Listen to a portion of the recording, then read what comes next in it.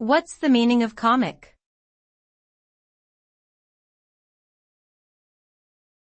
Comic.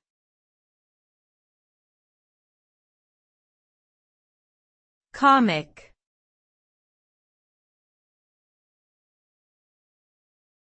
Comic.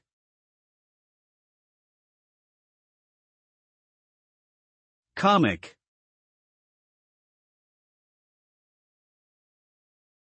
The term comic refers to something that is humorous or amusing in nature, typically in the form of a story or artwork. It can refer to a specific genre of literature or art, such as comic books or comic strips. The purpose of comic works is generally to entertain and induce laughter in audiences. Humor and satire are often key elements in comics, and they may address serious or controversial topics in a lighthearted way. Overall, comic describes any content that aims to make people laugh or smile.